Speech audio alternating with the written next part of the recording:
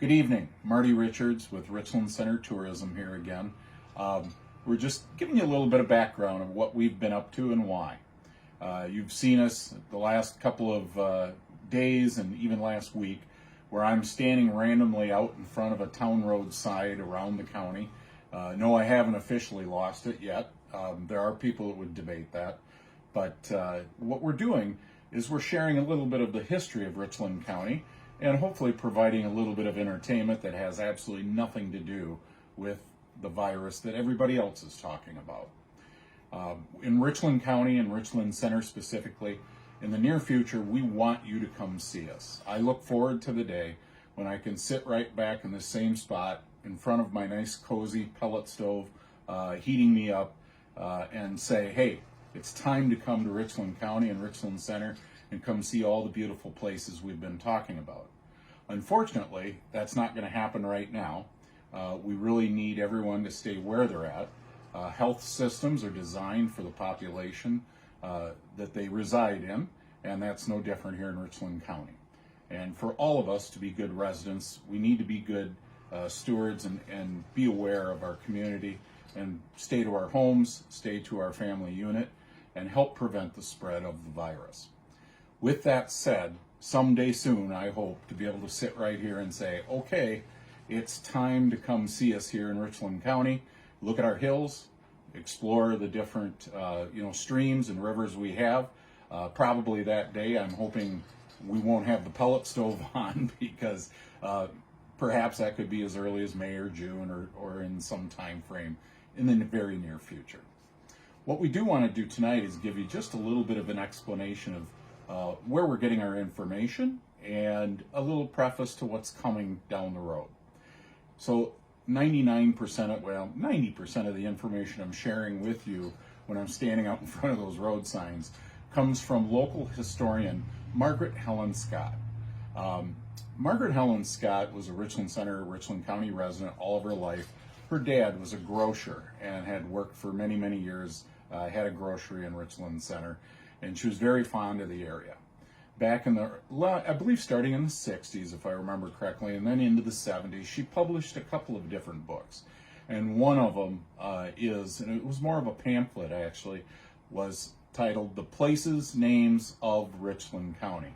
And just for a second here, I'm going to read a little bit from the preface of that, or the preface of that newsletter to you.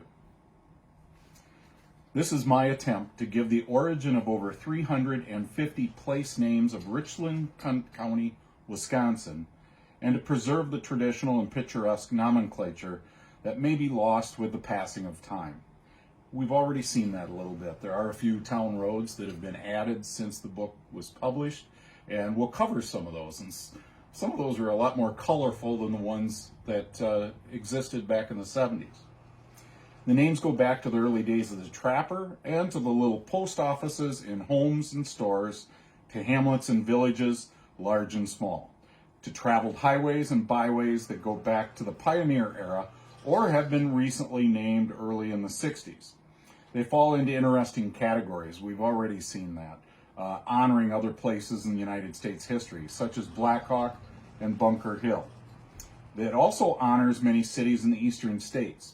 It's real interesting. Our family was driving around upstate New York one time, and all of a sudden we hit 3 villages or cities there that are villages here, Cazenovia, Ithaca, and Seneca, all places in upstate New York that exist right here in southwestern Wisconsin. And what happened was back when the early settlers came from the eastern United States, many of the towns in this area did have Native American influenced names. But when those settlers came, they honored the cities they were from and therefore brought those names with them. While many areas have their coves, gulches, and coulees, Richland County is very rich in hollows. In addition to roads, in recent years, drives and lanes have been named and marked with attractive signs in Buena Vista, Forest, and Richland Townships, a project that is in the planning of other towns.